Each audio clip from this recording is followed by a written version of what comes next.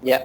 Hello everyone. I'm Rutvik Despande. I'm an associate data engineer at Digital Blue Foam, and my work generally focuses on explorations on data-driven workflows in architectural and urban scales, and I even focus on AI research, like AI in architectural research. So this is my journey. Actually, I'm 20 years old, and I'm still in second year of my undergraduate degree, based in India. So I started machine learning around March 2020 when we all had pandemic. Uh, so when I started machine learning, I was very unsure that how will I apply it to the architectural industry, or say AEC industry, architecture, engineering and construction industry. But then someone suggested me to read articles on Medium. So I started reading technology related data articles, technology related design articles on Medium. And then I started writing articles about my work.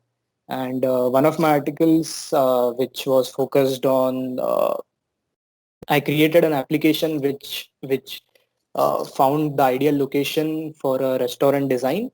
So it was based on certain parameters like what is the land price of the client, what is the restaurant price for two, or say what is the menu type, and then it used to suggest a locality here in my hometown.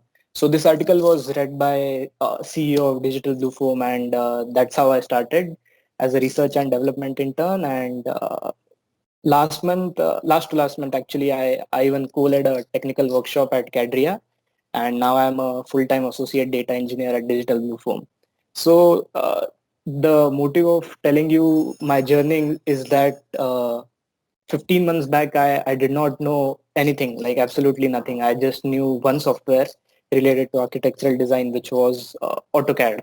And now I'm working at one of the top startups which focuses on designing softwares for architects and designers.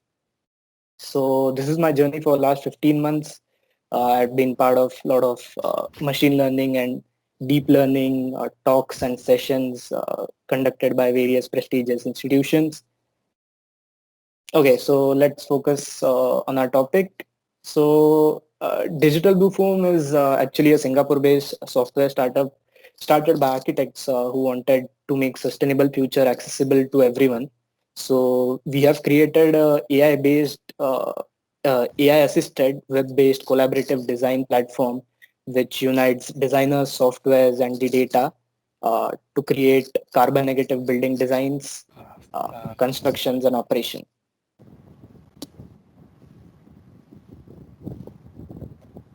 Okay, I thought, yeah. So at Digital Blue Foam, we facilitate human-machine collaboration to create intelligent platform. So the concept of augmented intelligence combines the best of both the machine intelligence as well as human intuition and knowledge. So there are talks around like will AI replace architects or designers? So it's not that way, not in the near future. It of course requires human intelligence. It enhances the human intelligence. Uh, so by the intelligence, I mean we have a lot of methodologies by which we reach our goal, and one of it is machine learning. So let's talk about what is machine learning in brief.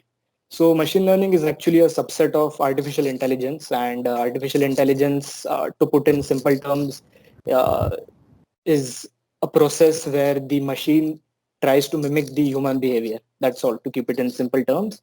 And machine learning is therefore a statistical algorithm which finds patterns and trends in data, given data. And when we provide unseen data or new data to it, it tries to replicate those patterns or trends. So there are actually four steps when it comes to machine learning. It's the process of going from big data to information to knowledge, and from knowledge we try to extract the wisdom.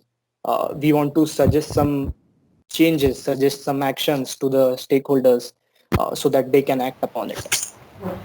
So I'll be talking about few of the developments at Digital Blue Foam where we are applying machine learning. So some of it is still in research and development phase, whereas some of the projects and applications are currently used by designers and architects.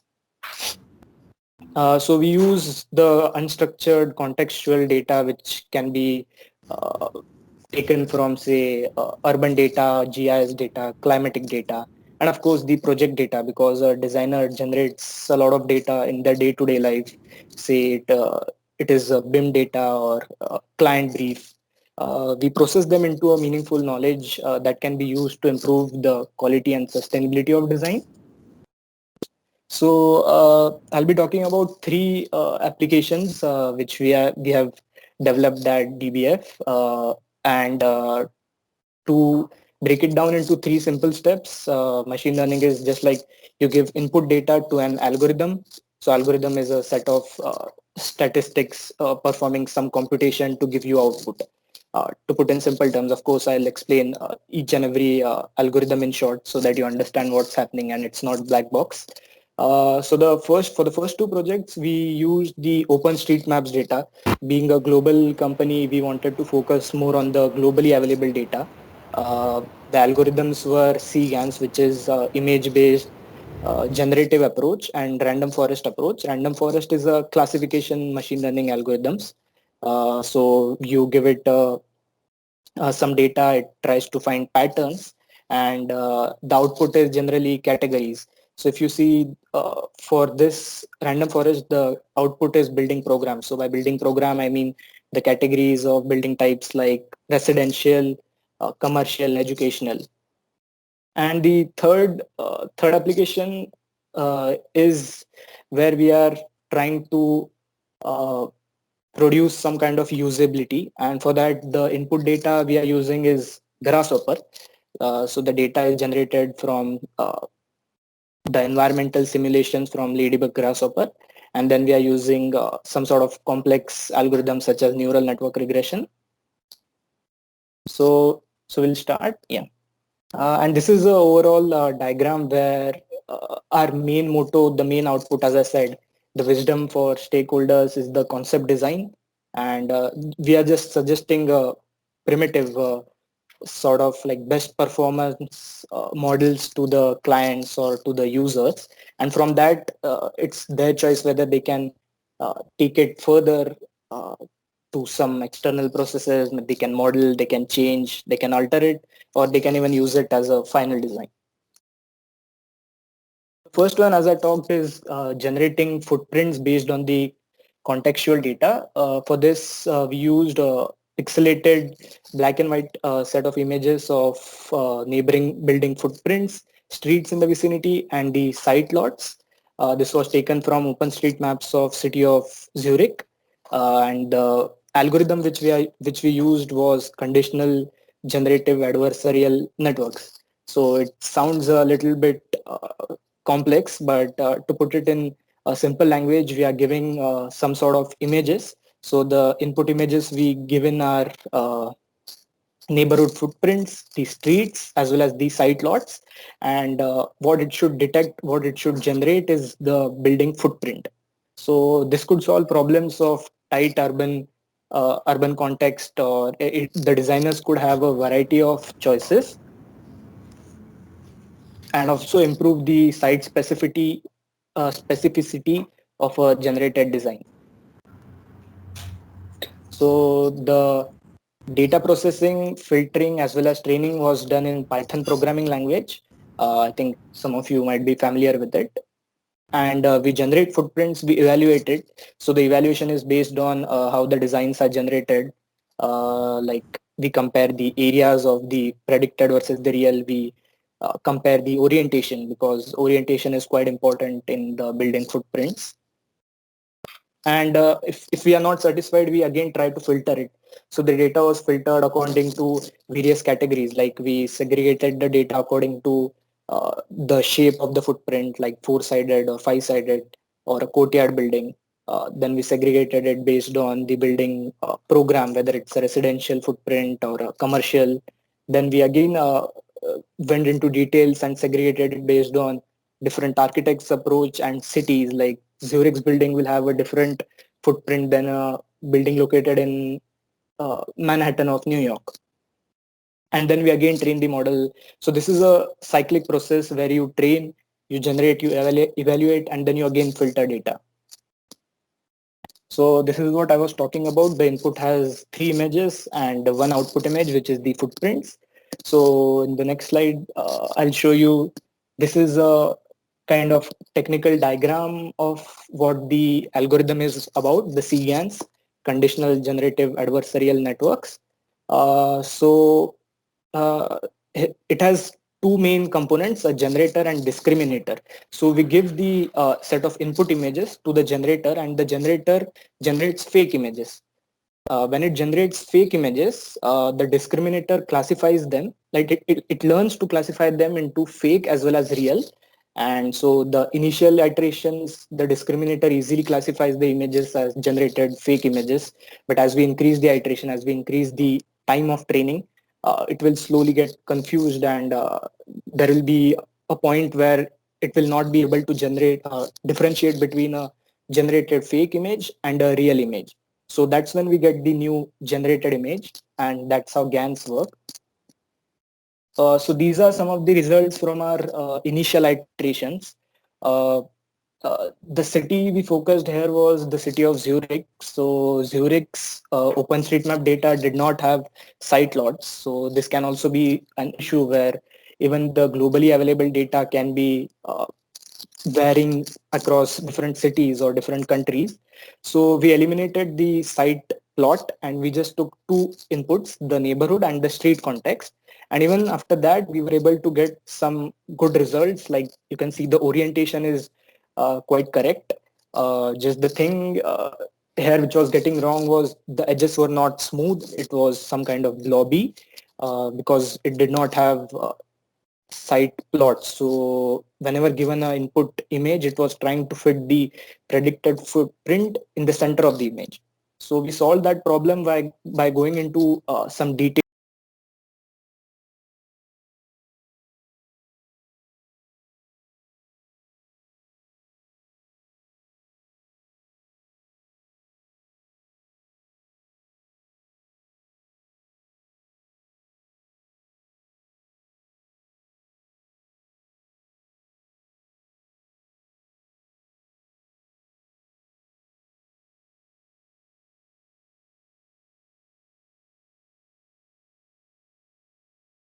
Ratio on the northern facade. You can see there's a difference, and it can change the uh, livability of the occupants, because I think daylight has a good impact on the physical as well as mental health of occupants.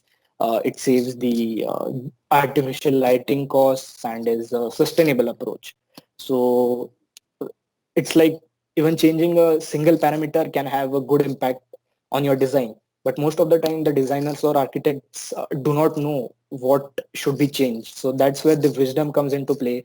You have predicted, you have the knowledge, but then you need to suggest to a user, okay, your window is on west facade, try to put it on north facade, or try to put it on the south facade, increase the window to wall ratio to have good results. This is a graph where we compared length versus window to wall ratio, and it's not linear if you look at it properly. But when the length is less and window to wall ratio is more, it tends to have a higher daylight autonomy. But it's not always the case. So it can be tricky when you are predicting. You always need to check. You always need to ensure that whether the options which you have predicted are really possible or not. So some of the other works which we have been working on uh, are better urban walkability. So here we actually looked at the city of Panama, and the Panama city had a problem of on-site versus off-site parking. So many of the cars were parked on the streets, and it was adding a a lot of chaos to the streets. It was becoming more crowded and traffic prone. So we tried to like this is one of the case studies which we have done, and we tried to solve it with machine learning, where the defined workflow is same as the previous one, we where we generated the data in Grasshopper. Like we have created an algorithm which generates a kind of parking plan for a given site, and it also gives you a number. So it's very clear, like you draw a site and you will get a number. So it can act as a value addition to your development. You get instant layout checks whenever you draw any of the site. You'll get, okay, this has parking capacity of 152, it has parking capacity of 360. So it also improves the walkability of the streets. So when you have provided an additional site just for parkings, you'll tend to see lesser cars parked on the streets. It also takes into consideration the proximity, of course. It should be in the, I think, 15-minute reach of your destination to make it more walkable. The next is this is a under development project, and it has a lot of good future aspects. It is detecting on-site topographical features using satellite imagery and image-based deep learning. So we given a satellite image, and we try to detect the on-site features such as the trees or the water bodies, the contours, which can additionally add value to your project or early stage designing. You don't need to use some other softwares, or you don't need to search for something like what is the contour of your site, or you're not getting this. You can see the trees on the site, but how do you input that in the software when you are designing the building? So the future of the built environment with machine learning is actually quite interesting. Within the next 5 to 7 years, I think we can see some amazing work with machine learning in our industry. We can still see it, like people are doing a lot of things such as image-based uh, plans, like they are generating complete floor plans with furniture and uh, indoor zonings. This will be kitchen, this will be the living room. And I think everyone should at least have some working knowledge of machine learning, if not necessarily coding. They should understand, like, where can they apply this algorithm, where can they use this code, because the code and data, I think, is available quite a lot. People just don't know how to extract that data, how to obtain that data, how to pre-process. And the major problem is why our industry is, I think, the second least digitized industry, is because we tend to use the traditional approaches of designing in some specified softwares, and we don't want to get out of that, because getting out would be quite tricky. Like, there will be some sort of learning graph. But I presented some potential use cases which could be expanded and scaled further depending on the need. In our team, we believe that this technology could add more value to build a sustainable future. Uh, and I think one of the things which is important to be one of the things which is important to consider here is there are three types of machine learning approaches: descriptives, which is statistical approach; predictive, where you predict something, you predict a number, you predict a floor plan or something; and the third one is prescriptive. So for built environment, it is necessary that we have a prescriptive machine learning approach. Like, we come to that wisdom phase, we provide some valuable suggestions to the stakeholders, to the users, so that they can act upon it. And I think with that, I would like to uh, end my presentation. Thank you, Rutvik. It's an eye-opener to bring us through this machine learning thing. Okay, any questions from the floor for Rutvik? Hi, I have a question. I'm Ben from SUT. So for your second point, where you talk about predicting building programs based on the urban contextual data, so is it purely based on the urban data, or like what other inputs do you take into account for the algorithm to work, such as like is there any bias from the developer, so that maybe they, even though the urban data says this, but they can also input how they want to maximize profits or whatnot? Yeah. Of course. So that's why I mentioned about the hospital getting predicted wrong. So there are, of course, some sort of biases from developers, from architects. But if you take a look at the broader view, sometimes you get a site and if you perform a 15-minute analysis, that you can see that, okay, you have cafe in the 15-minute zone, you have restaurants, you have office space, schools, and clinics. So when you have everything, this space is ideal for residential, because you also have some neighborhood residential building. So it adds kind of a value to that neighborhood. But performing this kind of 15-minute city analysis can take a lot of time, and machine learning can do that in, I think, seconds. But of course, you need to take a look at what data you're inputting. That's why I said that it works well for generalized building programs, say it residential, commercial, or educational buildings.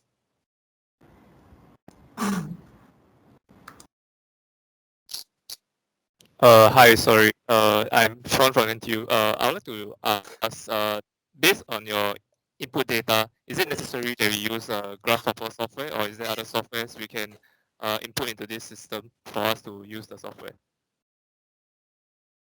Uh, which software? Can you repeat the question? Oh, sorry. Okay. So you mentioned that input data can, which your example was Grasshopper. I would like to check if there are other ways for us to input data into your MLs Yeah, algorithm. yeah, yeah. Are there So some examples you can provide? Thank you. yeah. So we actually tried Grasshopper because of its parametric design features. So when we want to generate a lot of data, like a good amount of data, you say for even a box, you give it a parameter of say 3 to 10 meters, and it will generate 7 options just based on that. But if you take a look at some other softwares which may not have this parametric design feature, but you can also use, I think, Dynamo, the Revit Dynamo plugin. I think this also works, because when I conducted the workshop, someone came up with a Dynamo script and they were able to generate good amount of data as well, like to solve their problem. I see. And sorry to follow up with this question. You also mentioned something with Python scripting and all this. Will the user? Sorry. Let me rephrase my question. Must the user have basic knowledge on Python in order to use this program, or is basic knowledge on, for example, input data, Grasshopper is relevant enough? Yeah, so actually the learning graph is quite uh, you can say quite flat. You can learn it within few days. And also, if it permits, I can share a list of learning resources which I have created, which has some getting started resources for machine learning or Python, which I had created for the workshop as well. So I added few points on that. And it's not actually that difficult. Like people say, oh, coding or scripting is quite difficult, machine learning is very difficult. We cannot get, it will take like months to get into it. But it's not the case. When you just understand what you want, it's quite easy, because the for one of the projects, the number of lines of code I used was, I think, 6 to 7. So there are built-in libraries in Python as well, so you don't need to worry about some complex calculations or computations. All right. Thank you very much. Thank you. Hi, this is Tian Xiong here. Like to, actually from Singapore Poly. Like to check how long is the training time for the 3 different machine learning, CGANs, random forests, and neural nets? How long does it take to train the data to get a level of accuracy? Yeah, so I think the least amount of time taken is by random forest. So it is basically a simple set of algorithms, and it can take in structured data only. So when you give it a structured data, textual data, the training time is quite less. It's, I think, less than minutes, even for 1,000 or 5,000 options. But for the same time, for the same amount of data. Like if you want to train 1,000 images in CGANs, I think it will take a couple of days depending on the your computer's performance, and even the inputs. Like see, we were giving input as 3 images, and say even if we give 500 design options, so it's like 500 into 3, so the computer has to process almost 1,500 images and then train on it to get the 500 design options as well. So it requires some computational time as well as power. Like you need some graphic processing unit or graphic cards, which should be strong enough. And the neural nets, so for the neural nets, I used the textual data. I did not use image data. So as I said, textual data is trained on quite fast. And so for neural nets, say for 200 data points, it took around 2 or 3 minutes. Okay, thank you. Hi, Rutvik. Good evening. This is Chandra here. I have a very simple question because I also try to entice my colleagues who are architects to use this new tool. I call it machine learning or artificial intelligence or whatever it is. So my question is, does the end user, that means the architect or the creative guy, does he have to learn any new operating system? Like, do you have to know Linux, or if you just know Windows 10, it's okay? You can do No, I everything think what you have described so far. yeah, it's completely done on Windows. Like I just use Windows, and the operating system is not an issue. As I said, the learning graph is quite easy, and even if you have low computational powered personal computers or laptops, you can simply use the online resources like Kaggle or Google's Colab, which offers you these high computations on cloud. So you don't need to worry about the OS or the power of your computer. Thank you.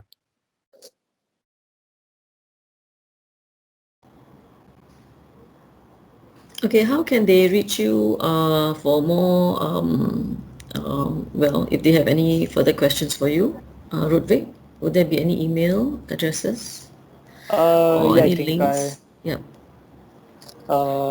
okay. Maybe I can add it in the chat. No worries. You can, yeah, either you can let me know and then I will post that together with the recording. Yeah, and I Yeah. also have the learning resources, getting started resources, which has Okay. a good amount of Yeah, that'd be good.